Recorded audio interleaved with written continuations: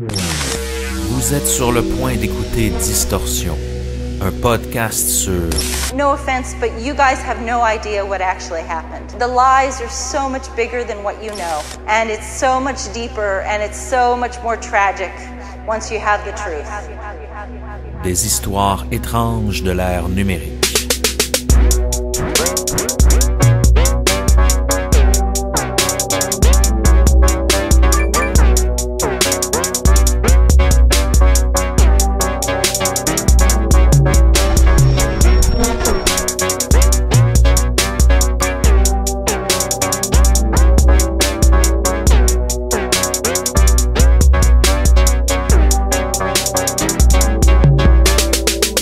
En 1996, dans les débuts d'Internet, un étrange message est publié sur des centaines de groupes de discussion du réseau Usenet.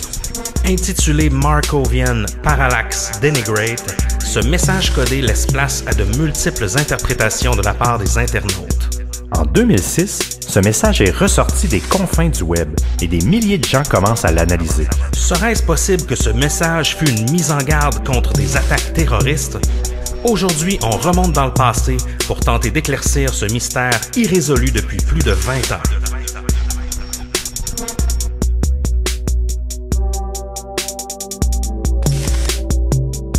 Sébastien Lévesque, comment ça va en cette belle journée? Ça va bien et toi, Émile Gauthier? Ça va très bien parce que le mystère d'aujourd'hui nous replonge dans les premiers balbutiements d'Internet.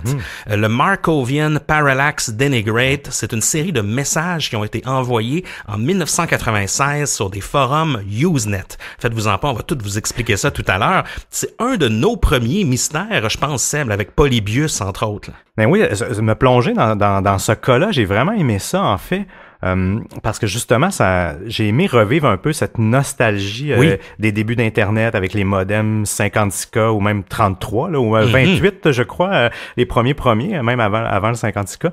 Et j'ai aimé toute cette ce retour en arrière là pour essayer un peu de comprendre aussi le contexte dans lequel le cas d'aujourd'hui a eu lieu, parce que c'est un cas mystérieux quand même, toujours pas de réponse 20 ans plus tard, mais en même temps, c'est un cas beaucoup plus léger là qu'on peut avoir l'habitude de couvrir. Il n'y a pas de crime, du moins on n'a jamais su s'il y avait un crime de lié avec cette série de messages-là. Non, mais, effectivement. C'est pas un de nos cas les plus creepy, si on veut. C'est un peu plus léger, mais il y a plein de rabbit holes, vous allez voir. C'est même lié à plein de théories de la conspiration, ce mystère-là. Puis on se rappelle qu'en 96, Internet n'était pas ce qu'il était maintenant. On n'était pas propice à tant de conversations autour des conspirations. Il n'y avait pas de chaîne YouTube à l'époque. Donc, c'était très différent. Donc, le Markovian Parallax Denigrate est peut-être un des plus vieux, sinon peut-être le plus vieux mystère du web, du moins. Oui, je suis assez d'accord avec toi. Puis qu'est-ce qu'on boit, Seb, avant de se plonger là-dedans? Ce soir, on boit une bière originaire des Pays-Bas. Oui. Et on fait un petit shout-out à Chris et Lisanne Froon de notre dernier podcast qui venait justement des Pays-Bas. La bière, c'est la Trappe. C'est une bière de type Trappist Tripel à 8%. C'est des bières hollandaises, justement, elle est quand même assez forte, une bière rafraîchissante, une belle petite mousse, un bon goût de céréales là, pour les gens qui aiment bien quand ça goûte la céréale. C'est une très bonne bière, moi je l'aime bien à 8%. Donc elle fait bien le travail pour ce cas de conspiration. Et cette bière-là nous est offerte par Olivier qui nous a fait un don sur la tournée de bière que vous pouvez faire au distorsionpodcast.com. Vous vous rendez sur notre site, vous allez repérer l'onglet tournée de bière et puis vous pouvez nous faire un don. Et nous, ça encourage le show, ça encourage Distorsion et ça remplit notre frigo. Donc, quoi d'autre de mieux? On a aussi un shout-out 5 étoiles de Apple Podcasts qui nous vient de Rêveur 23.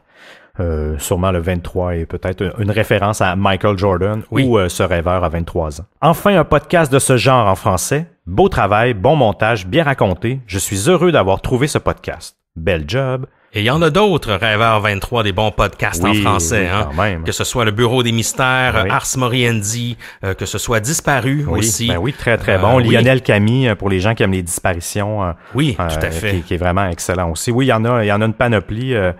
On aimerait... De plus en plus. Oui, en fait, c'est ça. On aimerait ça qu'il y en ait encore plus. Donc, voilà. Aussi, un shout-out à notre seul et unique auditeur du Qatar. Donc, selon nos stats, on a une seule personne qui nous écoute dans cette région-là. Shout-out à toi. Seb, est-ce qu'on est prêt à se lancer, à se plonger dans un des plus vieux mystères de l'Internet? Oui, monsieur. C'est parti. En 1996, là on remonte au début d'Internet et des forums de discussion, c'était l'époque où on discutait sur le système Usenet, qui est un peu l'ancêtre des forums de l'Internet d'aujourd'hui. Oui. À ce moment-là, Internet était réservé à une certaine classe d'avant-gardistes ou aux gens dans le domaine de l'informatique et des télécommunications. Je sais pas si tu te rappelles, Seb, de la première année où toi, tu as eu Internet. Oui, c'était autour justement de 95, je crois, ou quelque chose comme ça, même. Moi aussi, 95. Je pense. Oui, c'était parce que j'étais encore au secondaire, je me souviens à l'époque, et la première fois, je m'étais connecté sur MIRC, là, le système de chat. Oh mon Dieu, que je trouvais ça fascinant d'écrire à quelqu'un, que quelqu'un te répond. Puis ça, je trouvais ça vraiment incroyable. Toi, quelle expérience? Moi, sincèrement, c'est mon premier souvenir vraiment franc là dans ma mémoire, c'est m'être connecté puis avoir parlé sur MIRC. Toi, c'est quoi ton premier souvenir du web? Ben, je pense que j'ai eu Internet un petit peu plus tard, peut-être, mais dans les mêmes années, peut-être justement, peut-être 96, là, aux alentours de ces dates-là. Puis, en fait, j'avais un magnifique ordinateur IBM de l'époque. Là, je le trouve encore beau maintenant, même s'il est presque, il est désuet. Je peux plus faire grand-chose avec ça. Mais en fait, mes premiers souvenirs de l'Internet, on dirait que c'est des mauvais souvenirs. Qu'est-ce que tu veux dire? Ben, c'est des heures à essayer de charger une page, une image qui n'apparaît jamais au complet. Oui. Ça, c'est presque la pire forme de torture. Là. Tu vois l'image qui se charge tranquillement à l'époque, c'était Navigator ou encore Netscape, un plus... Netscape Navigator. Puis... donc, on dirait que c'est des souvenirs un peu comme ça, là, de la course au nombre de cas de ton modem. Ah oui, non, c'est clair. Hein? Moi, j'avais des installations parce qu'à l'époque, pour downloader des fichiers, justement, il y avait beaucoup d'interruptions. C'était long de downloader un fichier ou quoi que ce soit. Il y avait des utilitaires. Peut-être qu'il y en a qui s'en souviennent de GetRight, qui était un super utilitaire qui était capable de résumer, là, dans le fond, de poursuivre ton téléchargement quand il y avait eu une interruption. C'était comme magique, justement, pour disons, freiner ce genre de frustration-là. Mais c'est vrai que c'était clairement une autre époque. Tout prenait du temps. Oui. Moi, je me souviens, à l'époque, il y avait certaines musiques même que j'aimais puis qui étaient même pas accessibles à acheter en magasin. Et je la trouvais sur le web. Il fallait que je patiente des fois plus d'une journée. Je la démarrais le matin, je m'en allais à l'école et je revenais le soir. Puis si tout avait bien été, j'avais ma chanson de 3 MB qui était téléchargée. Oui. Mais c'était clairement une autre époque, mais on faisait beaucoup de messagerie, hein. C'était du texte qui se promenait continuellement à l'époque. Il y avait pas beaucoup de gaming en ligne. Je pense que Doom puis tout ça, je suis pas sûr qu'on fait jouer on fait peut-être jouer en réseau, mais sur Internet, je crois pas non plus. Il me semble que mes souvenirs remontent à plus tard que ça. Bref, c'était toute qu'une époque, comme tu dis, qui amenait quand même son lot de frustration, mais en même temps, ça ouvrait quand même. Je trouve que ça nous ouvrait carrément sur le monde. Moi, cette ouverture-là, ça me fascinait. Ça, c'est sûr. Je tripais, entre autres, à l'époque, sur la chanteuse Alanis Morissette, et je pouvais aller me télécharger des photos d'elle. Tu sais, pour moi, là, c'était... Je me souviens, j'avais passé un Noël à seulement faire ça. Genre, je m'étais isolé sur mon ordi, puis je downloadais des photos d'Alanis Morissette. Et moi, je dois sans doute me rappeler des vacances de Noël, justement, à tenter de charger le site de Wu-Tang Clan à l'époque, parce qu'il y avait des vidéos de Kung Fu, des trucs comme ça. Et je crois que je n'ai jamais réussi à le charger, ce site-là, qu'au moment où j'ai eu un ordinateur plus puissant, ben il avait déjà changé de site et on était passé à autre chose. Ah, c'est quand même drôle, hein? C'était une autre époque. On viendrait pas en arrière quand même. Mais justement, on va revenir un peu en arrière, Seb, parce que parle-nous donc un peu de l'invention d'Internet, puis ce qui a mené à l'invention de Usenet éventuellement, parce que Usenet date de plus longtemps que 1996. Oui. C'est là depuis la fin des années 70, je crois. Exact. Donc, fais-nous un petit retour en arrière. On remonte en février 1958. Il y a le président américain Eisenhower qui crée une agence gouvernementale qui est aujourd'hui connue sous le nom de DARPA. On a souvent entendu parler de ça. C'est un peu leur agence de recherche au niveau de la défense américaine. Sa mission à l'époque était de veiller à la constante supériorité technologique des Américains face au reste de la planète, mais en particulier les Russes, en fait. Ah oui. Parce qu'à cette époque-là, ça, je me souvenais pas de ce détail-là. Disons, pour amener un petit peu plus de relations diplomatiques entre les deux pays et éviter la guerre, ils ont installé un système de télécommunication avec le téléphone rouge, là. J'ai toujours cru que c'était un peu mythique, ce téléphone-là, mais non, dans l'histoire, il y avait un téléphone qui reliait le président russe au président américain. C'était un téléphone rouge.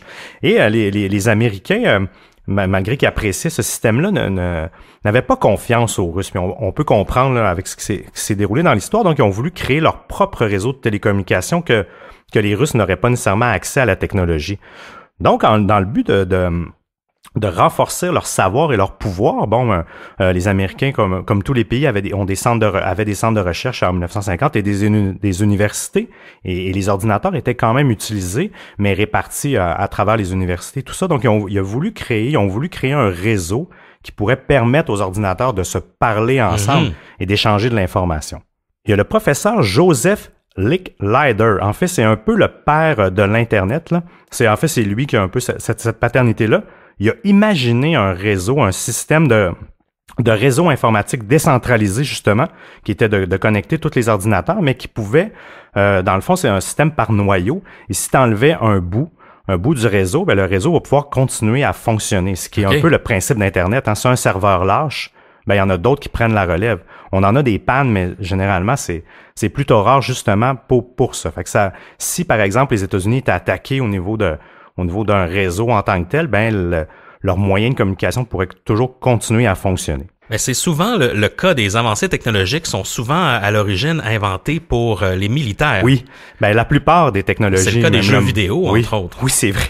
Suite aux travaux de M. Licklider et son équipe, en fait, c'est en août 1968 que le projet ARPANET, peut-être que vous avez déjà entendu cet acronyme-là, a été mis au monde, en fait, que c'était le premier réseau informatique à grande échelle de l'histoire. C'est vraiment un système qui était basé sur le même protocole, la même technique qu'aujourd'hui, en fait. On fait de l'échange de données par paquet. En fait, on envoie des petits morceaux d'informations à la fois. Tu sais, c'est un peu comme quand on mange, on mange pas toute notre assiette d'un coup, là, ça passera pas dans l'œsophage. En fait, puis c'est un peu le même principe. Ils segmentent tous les petits paquets, ils les envoient un petit peu partout, et par une genre de magie, si on veut, à la fin, tout se rassemble ensemble et ça permet d'économiser les ressources et encore une fois, de répartir toute l'énergie, puis à la fin, ça se restabilise. Donc, c'est vraiment l'origine d'Internet. Ça l'a pas du tout changé. Ce qui était vraiment important, c'est le 29 octobre 1969, donc quelques années plus tard, en fait, le tout premier message du réseau ARPANET a été envoyé par l'Université de Los Angeles et a été envoyé au centre de recherche de Stanford. Le message contenait le mot « login », qui veut dire « connexion ». Les 2 premières lettres ont été envoyées avec succès, mais la 3e lettre a fait carrément planter tout le réseau. Mais pour eux, les chercheurs, malgré cet échec-là, entre guillemets, il y avait quand même... Pour eux, c'était une vraie preuve de concept. Ils étaient hyper satisfaits parce qu'ils ont quand même réussi à envoyer 2 lettres. Le reste, un détail. Mais c'était quand même quelque chose qui a fonctionné. Donc, c'était vraiment à ce niveau-là. Donc, à cette époque-là, en fait, en 1969, à la fin de l'année, qu'il y a eu un premier message qui a été échangé sur l'Internet. C'est quand même big, parce qu'en plus, la même année, on envoyait quelqu'un sur la Lune. Hein? C'est vrai, c'est... Donc, grosse année, 1969. Oui, pour les Américains, quand même. Hein, Puis au niveau technologique, ce qu'on a fait à ce moment-là entre Los Angeles et Stanford, c'était presque l'équivalent là, au niveau Internet de la chose que d'envoyer quelqu'un sur la Lune. Non, effectivement. Même dans les dans les fusées, ce qu'ils expliquaient à l'époque, c'était même pas le microprocesseur des ordinateurs qu'on a aujourd'hui, c'était rien de ça. Là. Donc, technologiquement, c'était assez incroyable. Bien sûr, le développement a continué après 1969. En 71, autre pionnier, le courriel, enfin, est inventé, le email, par un certain Ray Tomlinson. C'est lui qui a inventé ça, puis qui a inventé tout le protocole de communication, vraiment avec un nom d'utilisateur, l'arrobase, et le nom de l'ordinateur. C'était pas comme des noms de domaine comme à l'époque. Là. À l'époque, c'était les universités, entre autres. Là. Donc, c'était un peu le même concept, et c'est lui qui a créé ça. Ça a complètement changé le monde, hein, les courriels au niveau de la communication. C'est assez incroyable. À l'heure actuelle, en 2018, là, il s'envoie plus de 3 milliards de courriels légitimes chaque heure. Le courriel n'est pas mort, hein, donc il a changé, mais il est toujours pas mort. Puis c'est pas très tard après cela qu'est arrivé Usenet, je crois. Exactement. En 79, Usenet a été inventé. Sa mission, c'était vraiment de créer et de stocker, de récupérer des articles, là, on s'entend des messages, où ce que la forme était pas loin du courriel là, à l'époque où ce qui se transigeait cette information-là.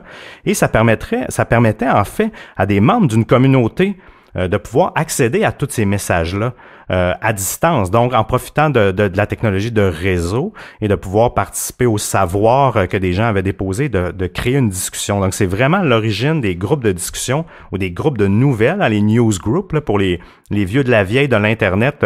Moi, j'allais chercher beaucoup d'informations sur les newsgroups oui. À l'époque, là, même au niveau du piratage, je vous dirais qu'à l'époque, c'était quand même une source qui était quand même intéressante. Et donc voilà, c'est un peu le Usenet moi je l'appelais, c'est le père des forums, mais c'est aussi le père de Reddit.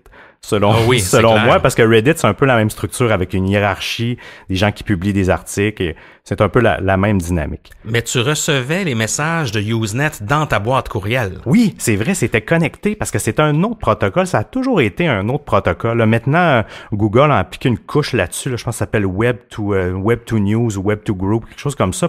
Mais justement, les Usenet, ça a toujours vraiment été un autre protocole, puis c'est vrai que les logiciels de courriel le lisaient très bien, justement, vu que le format des messages était très, très près du courriel. Donc, c'était assez facile pour ces logiciels-là de l'époque de lire le tout, là. Puis c'est ce qui fait, le fait que ça s'est énormément répandu via courriel, ça fait en sorte que, justement, on va y arriver tranquillement au fameux Markovian Parallax Denigrate, ce message codé qui a été envoyé en 96, mais ça fait en sorte que le message n'a pas laissé beaucoup de traces sur l'Internet tel qu'on le connaît. Non, comme exact. Par exemple sur les archives de l'Internet, parce que Usenet était configuré comme d'une certaine façon où les messages partaient par courriel et n'étaient pas nécessairement hébergés là, sur une page comme un blog, comme on le connaît aujourd'hui. Donc, ça a vraiment joué sur la postérité du mystère. Effectivement, il n'y avait pas beaucoup d'archives, tu as bien raison. En 1980, c'est là que l'ARPANET, en fait, n'est plus qu'une composante de l'Internet. En fait, l'Internet mondial est en train de se construire. Toutes sortes d'organisations, de banques, de gouvernements dans le monde se créent des réseaux informatiques qui se connectent les uns avec les autres. Mais en 91, c'est là qu'il y a une véritable révolution qui se produit. Vous l'avez déjà entendu son nom, le Tim Berners-Lee, en fait, qui est un chercheur du CERN. Là. Le CERN, on l'aime bien ici à Distorsion, là, qui est le Centre européen de recherche nucléaire. Mais on s'entend, là, la recherche nucléaire, il y a des couches de recherche en physique quantique, etc. Et en informatique aussi. Exact. Et lui, il travaillait là. Et il a inventé le World Wide Web, en fait. Puis son objectif était de permettre aux utilisateurs de consulter des pages web qui étaient hébergées sur un ordinateur, donc un serveur, et via une autre application qui était le navigateur web. Il a même d'ailleurs annoncé la création du World Wide Web sur sur un Usenet entre autres. Fait que c'est quand même assez amusant. Lui-même, il a utilisé ce réseau-là pour annoncer sa technologie. Mais ça montre à quel point c'était utilisé par les avant-gardistes. Là. Ah, vraiment, les universitaires et tout ça. Il y avait énormément de discussions. Même à l'époque, je me souviens, moi, je les consultais aussi au niveau informatique et tout ça. C'était assez riche, le contenu. Il y avait un peu de tout aussi, là, on s'entend. C'était de l'Internet quand même.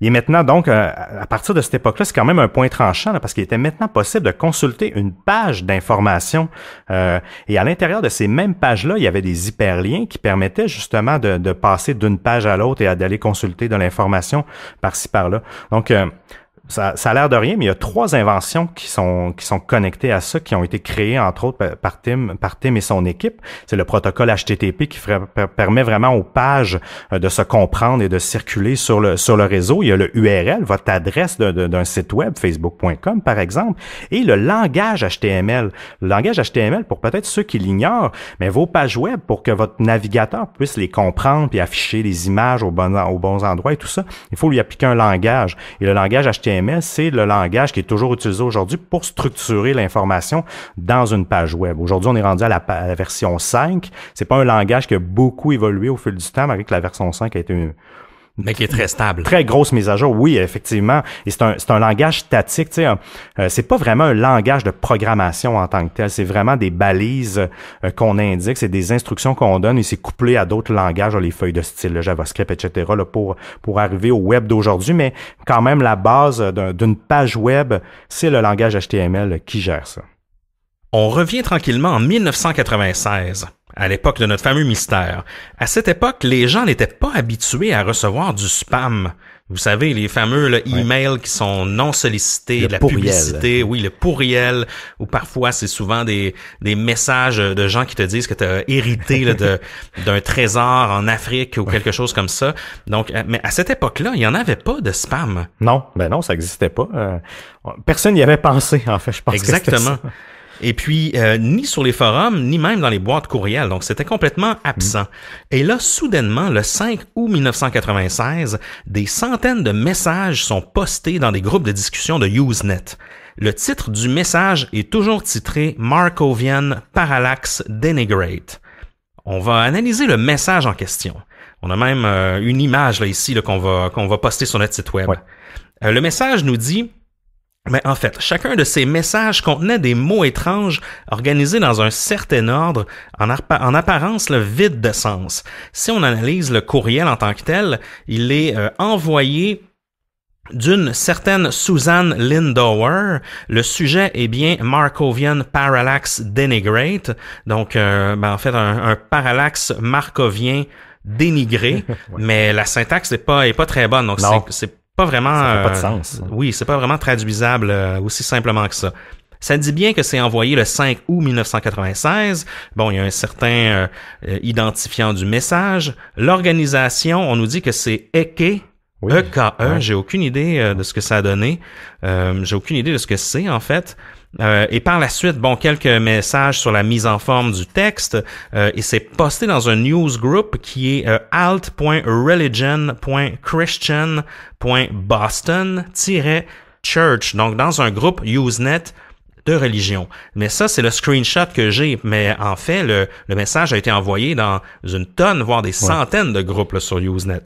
Et là, par la suite, on a une série de mots qui n'ont pas vraiment de sens un après les autres. Parfois, c'est des verbes. On voit inferring, on voit collaborate, on voit, par exemple, update. Parfois, c'est des mots, des noms, comme on voit des noms propres ou des noms de famille, comme McKinley. On voit Abe. Impromptu. On voit des mots français. On voit rue. D'ailleurs, R-U-E, rococo, Debbie Sterling, escritoire, donc un autre mot français, et je les lirai pas tous, mais c'est quand même assez particulier. On se demande, on voit le mot web aussi avec deux B par contre. On voit refrigerate, morphine, napkin, Janeiro, un peu comme Rio de Janeiro. Yearbook, donc vraiment une série de mots comme ça qui y a pas vraiment de sens lorsqu'on l'interprète de cette façon-là. Vous devriez aller la voir tout de suite pendant que vous écoutez l'épisode, si c'est possible pour vous sur notre site. Ça va mieux vous aider à mieux visualiser en fait toute cette incohérence-là entre les mots qui est assez particulière. Puis c'est quand même un incident qui est marquant, là, qui a quand même marqué la communauté Usenet, parce qu'on n'est pas habitué d'avoir des messages où c'est pas facile de décoder ce qui est inscrit, mais en plus d'avoir ce qui se rapproche même à du spam, d'avoir autant de forums ou de groupes de discussion qui sont inondés de ce message-là, c'est assez inhabituel à l'époque. Donc, en 1996, les gens vont pas vraiment en faire de cas de cette histoire-là parce qu'ils sont pas habitués. Il n'y a pas non plus d'énigmes du web là, à cette époque-là. Maintenant, il y en a des tonnes d'énigmes. C'est pour ça qu'un podcast comme Distorsion existe. Il y a des tonnes de chaînes YouTube bizarres. Mais à l'époque, il y a rien. Tu sais, ce qui est fait sur Internet est beaucoup plus direct d'utilisateur à utilisateur. C'est des messages, c'est des articles. Ouais, c'est vrai. Donc, c'est très différent.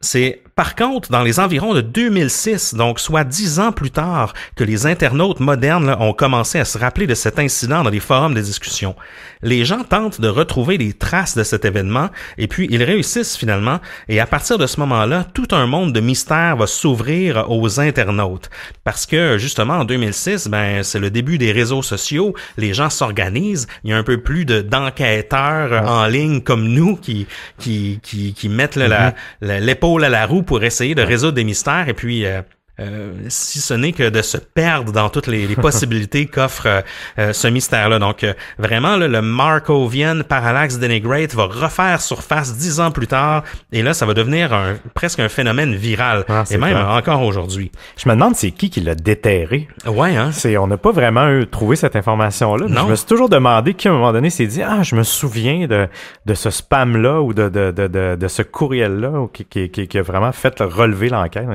Si vous le savez, en fait, si vous mettez la main sur cette information-là, faites-nous signe. Un seul de ces messages est encore disponible aujourd'hui, qui est archivé là, dans les archives d'Internet. C'est celui dont on vous a parlé, qui est posté sur le forum ou le groupe de discussion alt.religion. Et grâce justement aux archives de Google, on a retrouvé ce message-là qui est envoyé de la part d'un certain Chris Brokerage. Évidemment, qui est expédié sous l'email de Susan Lindauer, qu'on vous a expliqué tout à l'heure. Et le suffixe, en fait, ce qu'on retrouve sur l'adresse de Susan Lindauer, on retrouve donc son nom, son prénom, son nom de famille, le arrobas, et là, on retrouve worf.uwsp.edu. Donc, évidemment, le suffixe edu laisse croire que c'est une organisation universitaire ou du moins collégiale. Et là, le UWSP, c'est pour l'Université du Wisconsin. Et c'est quand même un indice assez important. Mais par exemple, le WORF, moi, j'ai jamais trouvé ce que ça signifiait. Moi non plus, j'ai cherché partout, j'ai pas trouvé. Peut-être que c'est un département. Oui, mais j'ai rien trouvé de cohérent, du moins. Là. Oui. Mais, non, c'est ça. C'est quand même un mystère, selon moi. Et là, toute cette information-là, évidemment, jette le focus sur les deux noms qu'on retrouve là-dedans. Donc, Chris Brokerage, qui est apparemment quelqu'un qui n'a pas du tout fait la une des journaux, si on veut, qui est quelqu'un qui n'a aucune idée de d'où provient ce message-là. Il n'y est pour rien.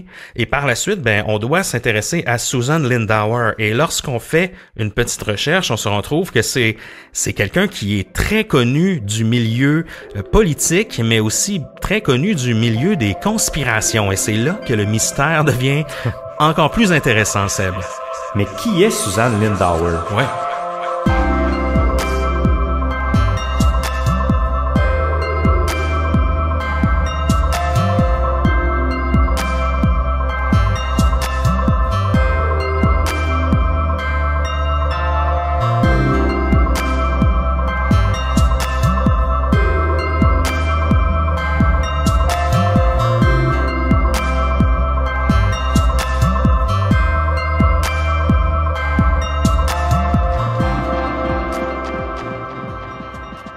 En fait, il y a une page Wikipédia qui a été créée à l'époque dans les environs de 2006, justement quand le mystère est sorti pour suivre le déroulement de l'histoire et y voir une possibilité de le résoudre. Lorsqu'on fouille dans le passé de Susan, on se rend compte que le mystère derrière cet étrange courriel est encore plus obscur, en fait. À l'instant où Susan Lindauer a été révélé qu'elle serait liée à cette affaire, la page Wikipédia en question a été supprimée. C'est quand même assez bizarre, là, comme si certaines personnes ne souhaitaient pas qu'on aille au bout de l'affaire. Oui, c'est bizarre, ça. Les adeptes de théorie du complot vont bien sûr tout de suite commencer à spéculer sur l'histoire, vous allez voir, avec raison. Mais avant d'aller là, on peut faire le parcours de Susan. Susan est née le 17 juillet 1963. C'est une journaliste américaine qui est originaire d'Anchorage, en fait en Alaska, qui est aussi une auteure et une militante anti-guerre. Elle est la fille d'un magma de la presse, John Howard Lindauer II.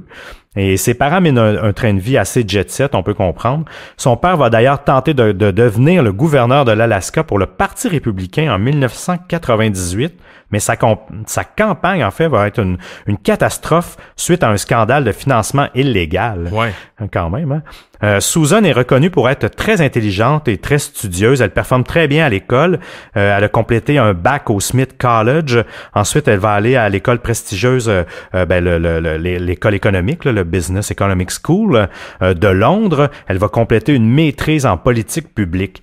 On dit aussi que Susan était souvent en recherche d'attention, qu'elle était une bonne actrice et qu'elle était portée vraiment vers le drama, là. Mm-hmm. On comprend un peu le sous-texte. Malgré ses hautes études, Susan va mener une vie, un genre de vie parallèle, en fait, entre le monde politique et les services secrets. Okay. J'aime toujours ça, des gens qui ont cette habilité-là à faire ça. Toujours à la recherche d'informations et de scandales politiques. Sa vie dans la strate politique sera un mélange de fiction et de faits réels.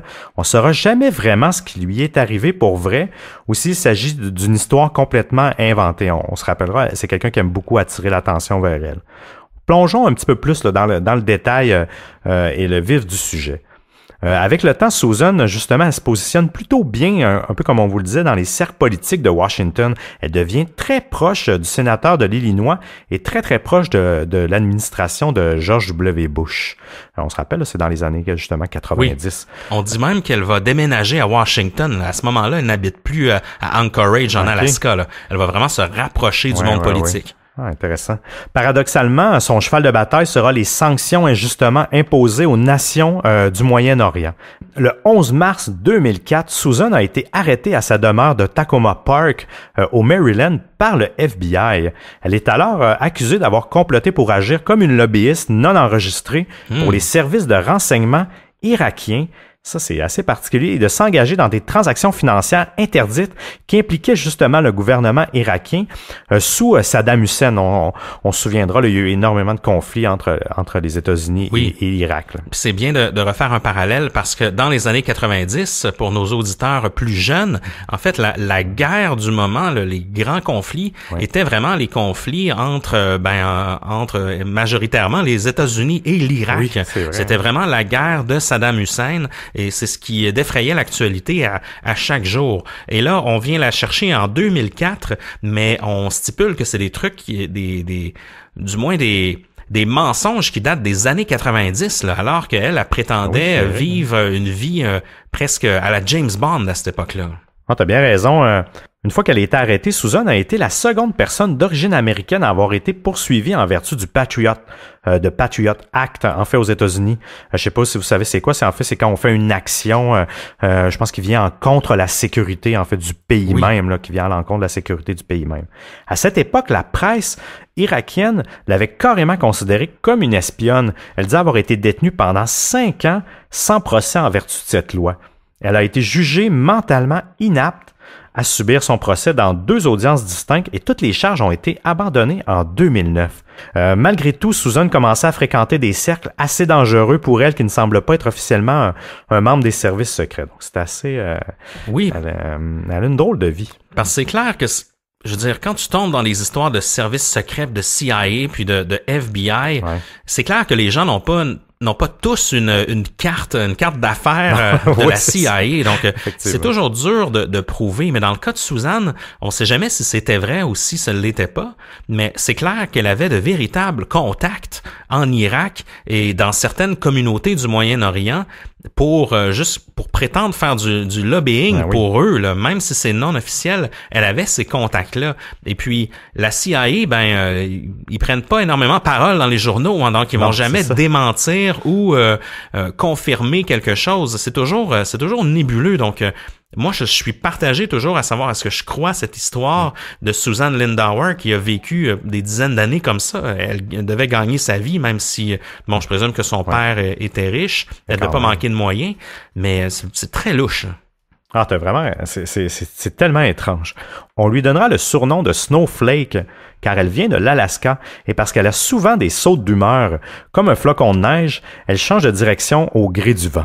C'est beau. Hein? Oui. Les gens seront même méfiants auprès d'elle. Un ancien collègue journaliste va affirmer qu'un commerçant l'a déjà poursuivi pour harcèlement lorsqu'elle lui avait dit à plusieurs reprises de jeter un sort sur un autre journal. C'est quand même assez particulier. Lors de son arrestation, elle a mentionné aux médias être une activiste anti-guerre et être innocente. Je la cite.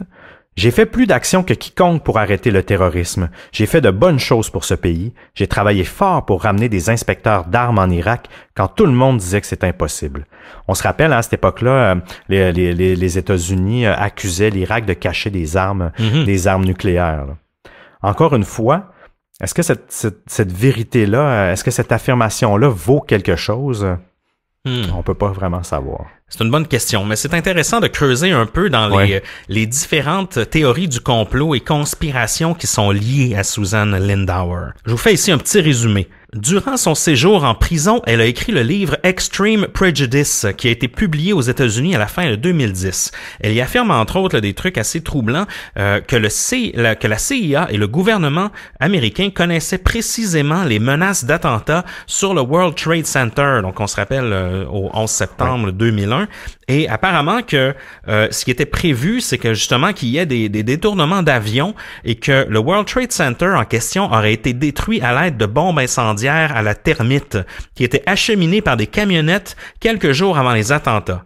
Elle aurait même à cette époque-là écrit à George W. Bush pour l'avertir, et celui-ci ne l'aurait pas écouté manifestement, en lui expliquant qu'elle aurait prédit au moins une 12 d'attentats à la bombe avant qu'elles arrivent. Donc elle a une certaine crédibilité, il semblerait, Susan, à ce propos-là. Avec ses contacts, j'imagine que ça lui permet justement d'avoir ces contacts-là. Là.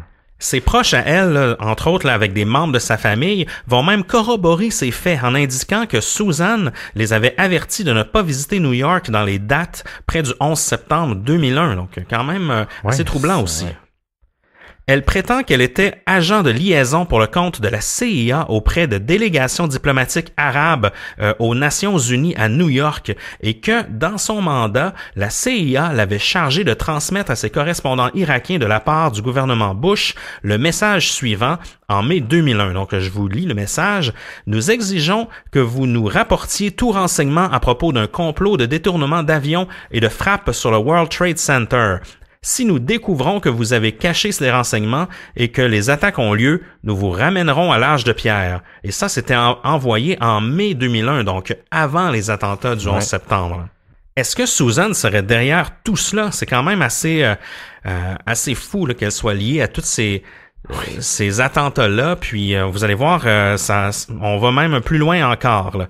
Susan a quand même eu une certaine part d'attention médiatique au cours de sa carrière controversée, et le fait qu'elle soit soudainement liée à cette histoire là, au Markovian Parallax Denigrate, même 10 ans plus tard, va lui donner encore plus d'attention médiatique. Là, les gens vont la contacter.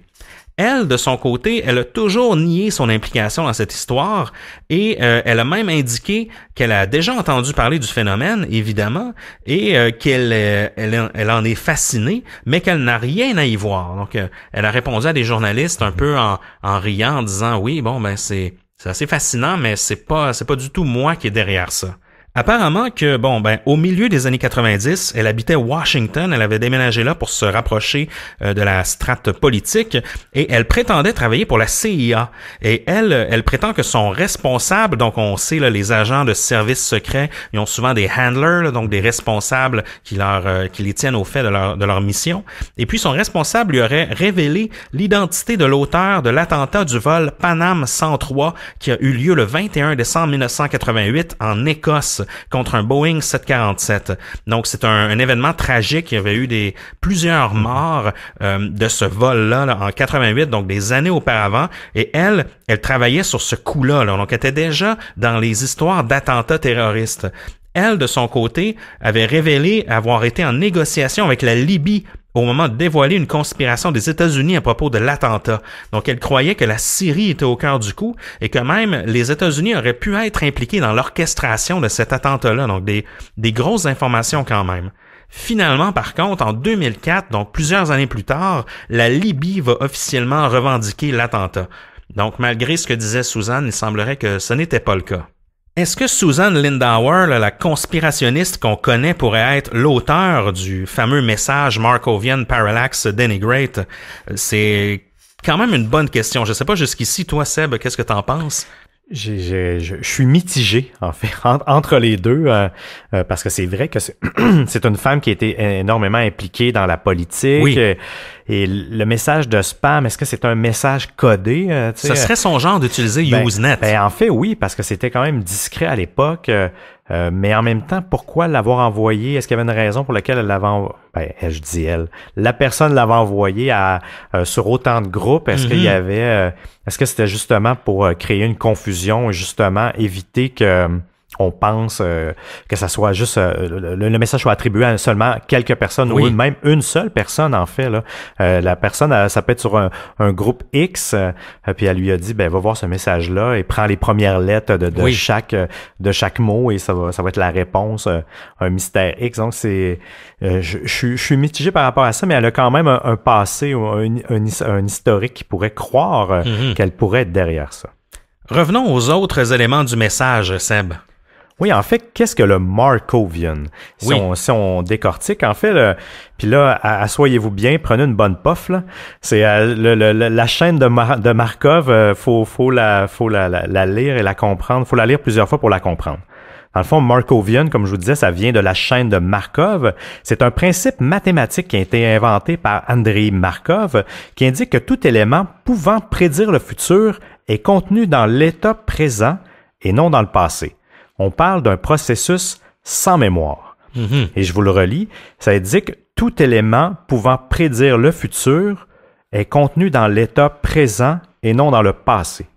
Parce qu'il a fallu moi-même pour que je le relise plusieurs fois, puis je suis sûr pour un auditeur quand même, faut comme placer les éléments dans la tête. Mais pour vous donner un exemple en fait de la chaîne de Markov, qu'est-ce que c'est? Par exemple, un hamster a 3 activités possibles. Il peut dormir, il peut manger, il peut courir dans sa roue. Lorsqu'il se réveille, il y a une chance sur 2 d'aller manger, une chance sur 2 d'aller courir. Par contre, courir est fatigant. Donc, il a 3 chances sur 10 d'y aller. Une fois dans sa roue, après 1 minute, il a 8 chances sur 10 de retourner dormir puisque c'est fatigant. Mais il a tout de même 2 chances sur 10 de continuer puisqu'il oublie qu'il est fatigué. Vous voyez, le passé n'a pas d'incidence sur le futur. Cet exemple-là, je trouve qu'il fait plein de sens. C'est vrai qu'il explique vraiment bien la chaîne de Markov, qui est quand même assez difficile à figurer. C'est à la limite philosophique dans les termes, là. Donc, même en français, sous forme de texte, une chaîne de Markov est un générateur qui va, parce que ça existe aussi sous d'autres formes, c'est un générateur qui va évaluer les chances qu'un mot apparaisse à la suite de l'autre, en fait, parce qu'on le sait, dans nos phrases, on a toujours des structures similaires, en fait. C'est peut-être là que ça devient intéressant pour notre message codé. Exactement, et donc on nous donnait quand même une piste par le sujet du message. Donc, par exemple, dans la phrase « le corbeau et le renard », le mot « le » a 50% de chances d'être suivi par corbeau et 50% de chances d'être suivi par renard, si on prend le contexte des mots en tant que tel. Donc, c'est peut-être de là que viendrait la fameuse liste de mots qu'on retrouve dans le message. Oui. Ce serait peut-être une chaîne de Markov ou un générateur de Markovien, si on veut. Exactement. Justement, les générateurs Markoviens vont permettre de tester des intelligences artificielles en associant des mots à la suite des autres par probabilité. Ça va souvent donner des phrases dénuées de sens, mais avec quand même une certaine cohérence. Les générateurs Markoviens vont se perfectionner au fil du temps, justement avec la recherche de l'intelligence artificielle. C'est vraiment un concept qui est utilisé aujourd'hui. Puis il y avait déjà eu une expérimentation sur Usenet avec un générateur markovien.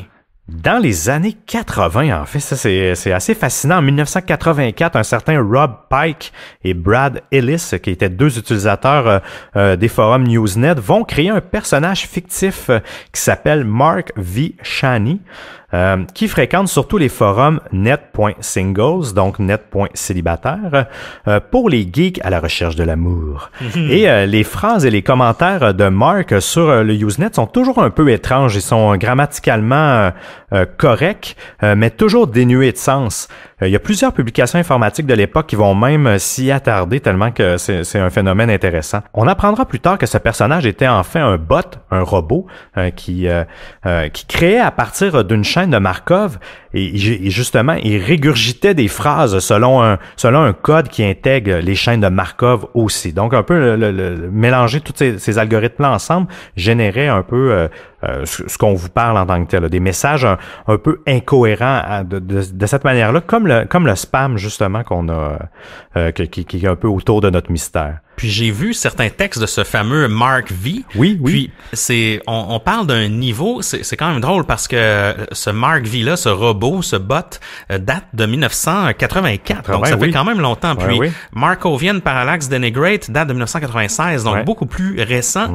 Mais par contre, si tu vas regarder les phrases que Mark V écrivait, c'est assez bluffant dans le sens que tu lis ça, puis grammaticalement, c'est correct. C'est juste la phrase qui n'aura pas de sens, dans le sens que c'est complètement sorti d'une boîte à surprise un peu, mais on voit quand même, c'est assez bluffant, on voit quand même une vraie structure de phrase. Oui, mais c'est un début d'intelligence artificielle. Oui, exactement. Tandis que ce qu'on voit dans le Markovian Parallax Denigrate est beaucoup plus primaire, si on veut. Oui, puis ça fait pas de sens, en fait. Il y a pas de phrase sujet, verbe, complément, comme un peu tu le mentionnes. Il y a pas de... C'est souvent des verbes, des fois des verbes accordés en premier lieu. Donc, il y a pas nécessairement de point et tout ça.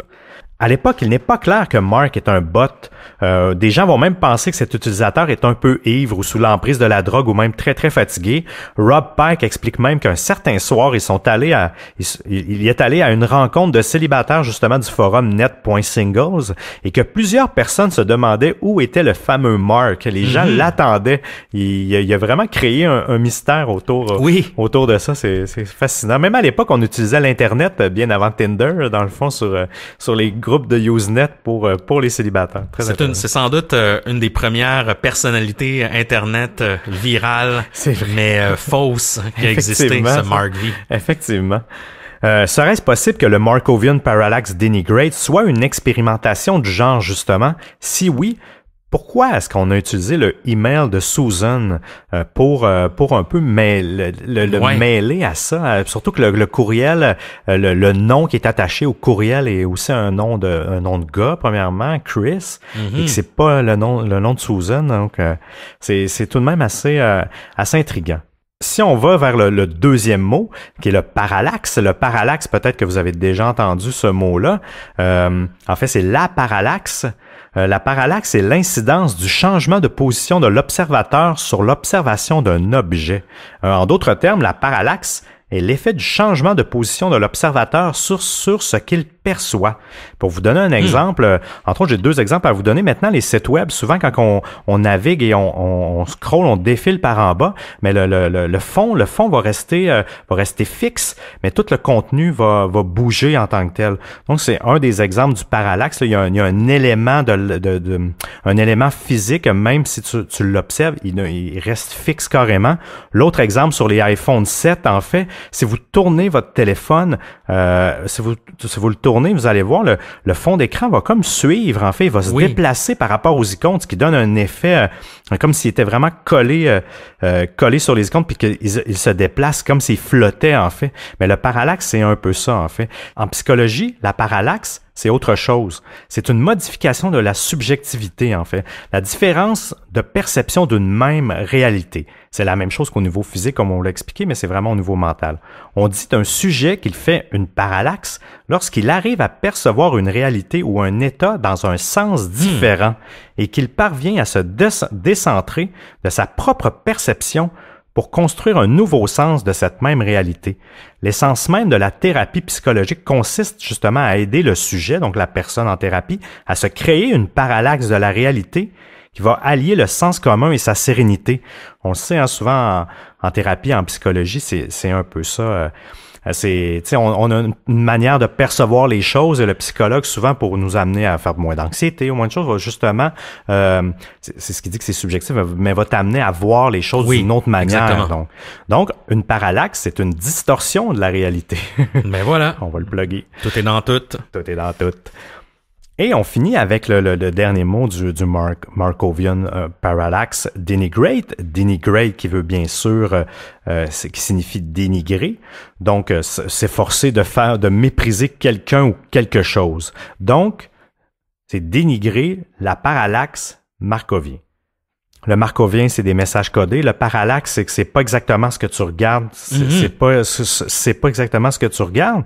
Mais le dénigré, ça mélange. Tu sais, est-ce que est-ce qu'il faut pas se fier à ce qu'on voit? Est-ce que c'est juste un exercice, juste pour tester la psychologie? C'est drôle.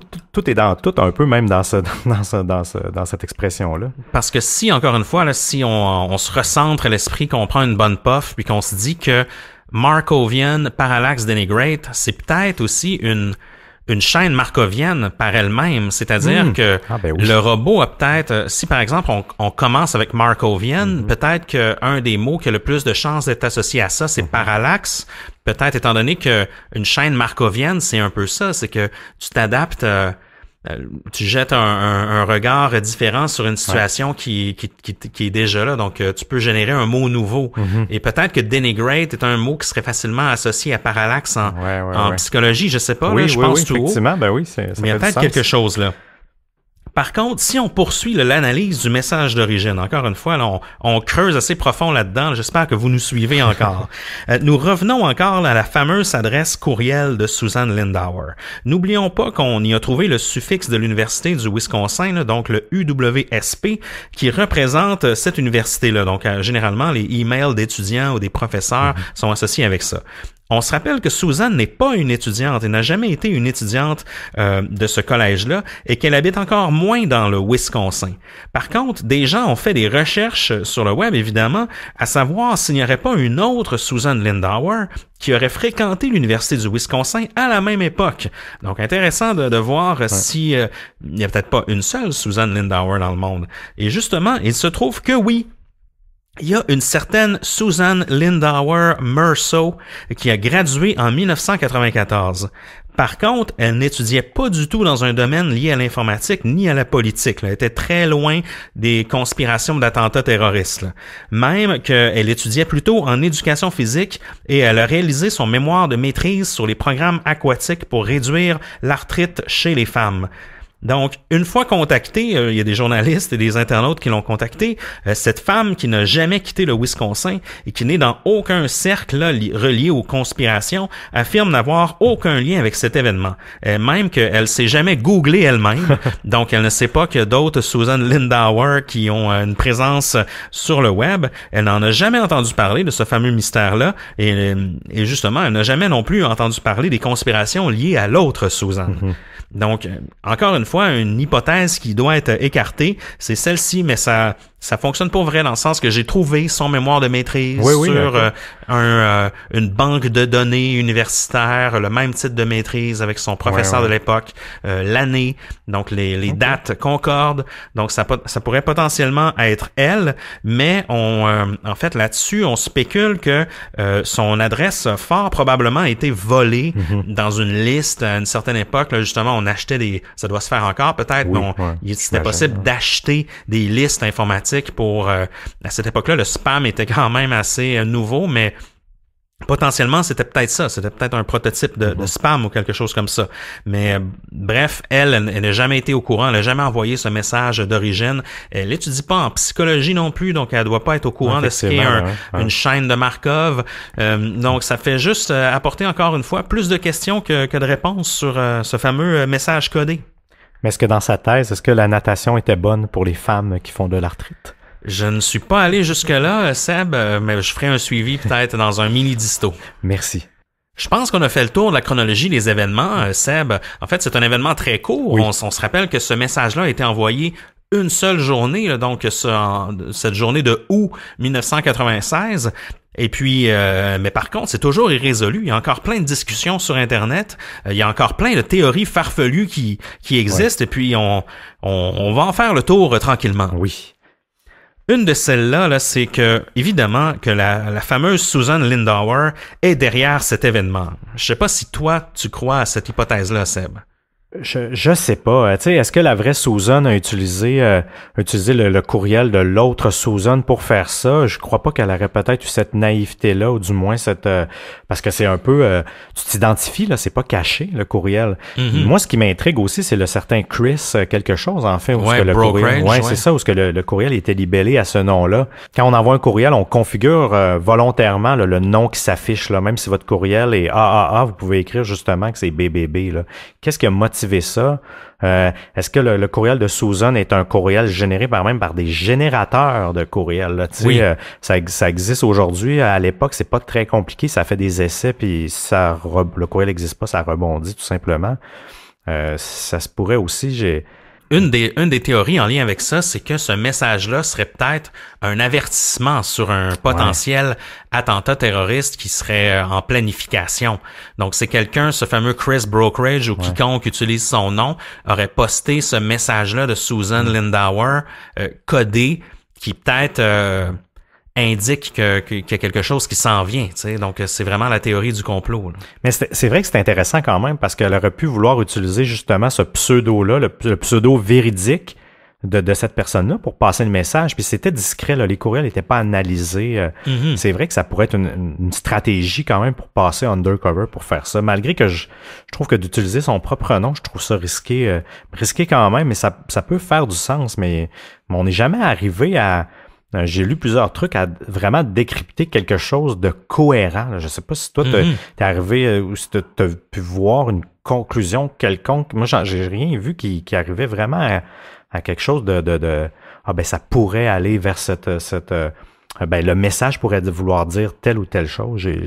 C'est pour ça que je doute du fait qu'elle a utilisé ça pour prévenir de quelque chose. Parce qu'un des seuls lieux qu'on voit énumérés dans le code du texte, c'est Janeiro, qui pourrait laisser entendre que peut-être quelque chose qui se prévoit à Rio de Janeiro, mais il semblerait pas qu'il y ait eu quoi que ce soit là, à cette époque-là, du moins de majeur, mais j'imagine que si c'est bien encodé, c'est fait en sorte pour que des gens comme toi et moi n'arrivent pas à le voir.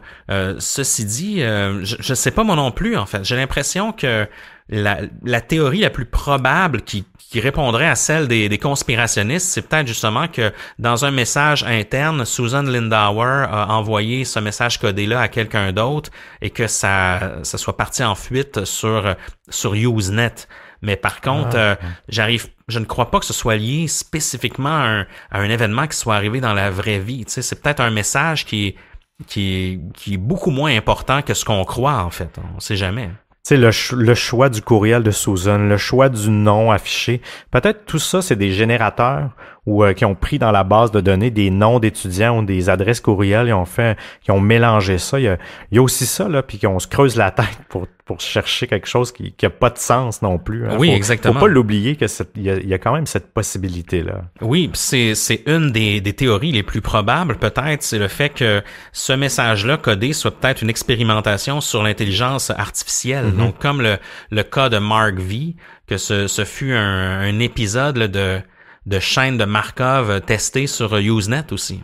Oui, en fait, peut-être qu'ils ont voulu envoyer un message sans qu'ils l'aient vu préalablement, dans le fond, le contenu du message pour pouvoir justement tester cet algorithme-là. Est-ce que ça va pondre un texte cohérent? Si oui, qu'est-ce que les gens vont nous répondre aussi? C'était peut-être pour ça qu'ils l'ont spammé. Nous, on utilise le terme spam, mais à l'époque, c'était pas du pourriel en tant que tel. Oui, c'est qu'on utilise ça parce que c'est le même message qui est répété sur plusieurs groupes. Mais peut-être que l'objectif était justement d'atteindre le plus de personnes possible pour tester le message créé par une intelligence artificielle et voir si ça fait du sens. Moi, de plus en plus, j'ai l'impression que c'est peut-être quelque chose comme ça, mais c'est l'identifiant, c'est vraiment pas le destinateur, mais l'expéditeur qui me confond là, dans cette théorie-là.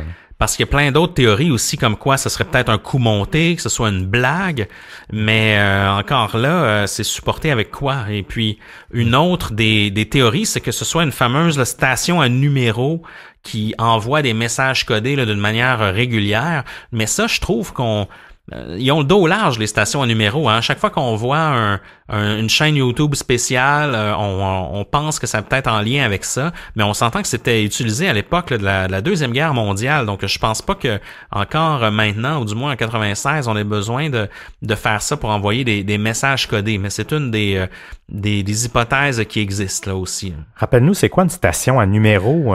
Oui, ben c'était une station à l'époque qui était sur les ondes radio qui envoyait des messages codés sans arrêt en fait. Donc qui était vraiment fait pour que les militaires communiquent entre eux pendant la guerre d'un lieu à un autre là, en fait. Puis c'était des messages codés qui étaient envoyés par ces stations-là. Donc même si on pouvait intercepter les ondes, ben on pouvait pas nécessairement facilement décoder le message. Je comprends. Et il y a plusieurs, on a cru à un certain moment que qui en avait dans le cas de Cicada, là, une station numéro d'impliqué. On en a parlé d'une certaine façon. Et moi, je sais pas trop quoi penser de ça. J'ai l'impression aussi, comme toi, Seb, que c'est peut-être une expérimentation d'intelligence artificielle où justement qu'on a testé une chaîne markovienne et en même temps un principe de spam, parce qu'il y a tellement de choses reliées autour de ça que c'est dur à croire. Puis c'est aussi dur à croire que personne n'ait revendiqué le coup. Tu sais, même 20 ans plus tard, personne a dit ben finalement c'était nous, c'est juste un test, on a appuyé sur send trop vite, puis c'est parti comme ça, là. Oui, parce qu'il n'y a rien de grave à l'acte en tant que tel. Il ne pourrait pas avoir d'accusation ou quoi que ce soit pour ça. C'est vrai que ça garde le mystère. J'aimerais ça un jour que quelqu'un sorte. Oui, c'est vrai. Puis qu'il dise, si c'est pas Susan, bien sûr, mais je doute sincèrement que ça soit elle. C'est trop... c'est peut-être juste un sacré hasard que ce nom-là a été choisi d'une étudiante et que par hasard c'est une femme qui est impliquée dans les négociations géopolitiques dans toutes sortes de guerres, que peut-être aussi, mais c'est ce qui crée les mystères et justement les conspirations. On fait beaucoup de liens entre les choses. Ben oui. Malgré tout ça, le Markovian Parallax Denigrate a quand même un certain héritage sur la culture web. C'est un des premiers spams qu'on a connus. On en a parlé un petit peu, Seb, mais c'est vraiment un des premiers révélements de spam, de pourriels dont les gens se rappellent. Encore aujourd'hui, apparemment que plusieurs internautes ont quitté Usenet après cela. Ils ont vraiment pas aimé l'expérience. Et les forums de discussion commençaient à émerger aussi sur le web, là, ce qui peut expliquer aussi, parce que je trouve ça un peu excessif de quitter juste pour un pourriel, pour toute la source d'information. Fait que j'imagine qu'ils pouvaient trouver mieux ailleurs. Seulement aux États-Unis, à imaginer le spam, là, ça fait perdre plus de 20 milliards par année en perte de productivité aux entreprises. 45% des courriels qui sont envoyés chaque jour sont du spam. Ah oui, hein? C'est fou quand même, hein? Comment que c'est encore utilisé. Puis je voyais des stats, tu sais, c'est des très, très légers pourcentages de gens qui ouvrent les courriels, mais il disait que c'est environ, il pouvait faire jusqu'à 7 000 $ par envoi, tout dépendant du produit. Là, ils ont fait comme une somme. Ben, c'est facile d'envoyer du spam, hein, ça coûte pas très, très cher.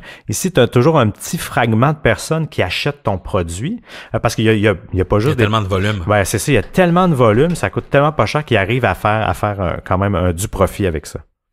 Puis un des autres héritages de Markovian Parallax Denigrate, c'est aussi toutes les énigmes sur le web qu'on connaît encore maintenant. Donc plusieurs énigmes s'en sont inspirées parce qu'ils croient que évidemment il y a vraiment un message codé derrière. Évidemment, on a fait un épisode dans notre saison 2 sur Cicada 3301. On vous conseille d'aller réécouter ça. Mais on retrouve des messages codés un peu à la façon du Markovian Parallax Denigrate dans les énigmes, dans les multiples énigmes de Cicada. On se rappelle que Cicada, c'est à chaque année, généralement, au début janvier, il y a un indice qui est dévoilé à quelque part, qui est protégé par une signature, donc qui est authentifié, qui prouve que c'est bien cette organisation-là. Et on se demande toujours, est-ce que c'est une organisation qui recrute les gens les plus intelligents du monde et quelque chose comme ça? Pas beaucoup de nouvelles cette année là-dessus. Non. Il y a d'autres énigmes web, en fait, qui existent. Entre autres, deux chaînes YouTube qui sont quand même assez phénoménales d'une certaine façon et intrigantes. Une de celles-là, c'est WebDriver Torso, que je vous conseille d'aller voir ou de ne pas voir, si ça vous intéresse pas. C'est des milliers de vidéos avec des formes géométriques et des points avec quelques tonalités sonores là, derrière. Là. Assez fascinant. C'est des vidéos de quelques secondes et malgré tout, en fait, ils ont 123 000 abonnés. Et à peu près tout le monde se demande, est-ce que c'est quoi cette chaîne-là? Et plusieurs hypothèses aussi font mention des fameuses stations à numéros, comme quoi ce serait peut-être un code sonore et un code visuel qui enverrait un signal codé à quelqu'un d'autre ou à une autre nation. Donc, si vous voulez vous plonger là-dedans, peut-être qu'on aura la chance d'en reparler. Oui, ben oui, de notre c'est côté. Un phénomène intéressant quand même. Ils étaient encore actifs il y a 10 mois, mais il semblerait que ça fait quand même 10 mois qu'on n'a rien vu, là. Il y a aussi une chaîne qui est Unfavorable Semicircle, un beau nom qui fait encore pas beaucoup de sens, qui est une chaîne un peu similaire qui, un certain jour en 2015, a mis en ligne 1247 vidéos en une nuit. Donc, ça ressemble un peu à Markovian Parallax Denigrate. Hein? C'est comme un blitz de vidéos. Ah oui. Et toutes ces vidéos-là n'ont aucun son. Ils ont le logo là, du Sagittaire dessus et d'étranges lignes de chiffres qui défilent. Donc, la cadence, là, s'est accélérée en 2016 et à un certain moment, la chaîne publiait 3 vidéos par minute. Et puis, à un certain moment donné, en 2016, en février 2016, la chaîne a été suspendue par YouTube. Je ne sais pas pourquoi, mais on ne la retrouve plus au moment où on se parle. Donc, c'est d'autres mystères. Il y en a plein là, de mystères du web. On risque d'en parler de d'autres, la distorsion, évidemment. On en a quelques-uns là, derrière, à quelque part dans nos cerveaux là, dont on va vous parler. Mais on a l'impression que cette fameuse énigme, ce fameux message codé qui est arrivé en 1996 via un spam sur Usenet, a eu beaucoup d'influence sur les mystères du web, sur les légendes urbaines du web d'une certaine façon. Donc, on ne peut pas dénigrer, l'influence du Markovian Parallax. Je pense qu'on a fait le tour de ce super cas quand même vraiment intéressant. Moi, j'ai adoré me plonger dans toutes ces théories. Oui, vraiment. Merci pour l'introduction, Seb, sur les débuts d'Internet. Oui. En début d'épisode, c'était très intéressant. Puis, en fait, dites-nous ce que vous en pensez. Si vous pensez qu'il y a une conspiration derrière ces messages codés, vous pouvez le faire sur notre groupe de discussion sur Facebook. Vous nous trouvez au facebook.com Distorsion Podcast. On est facile à trouver. Le groupe de discussion est facile de trouver. Vous nous faites une demande et puis moi et Seb, on va valider si vous entrez dans le groupe ou non. Voilà. Et Seb, suite à cette histoire, aurais-tu un mot de la fin pour nous ce soir? Si vous voulez avertir le monde d'un attentat terroriste, ne le faites pas sur Usenet, mais plutôt sur le groupe Facebook de Distorsion.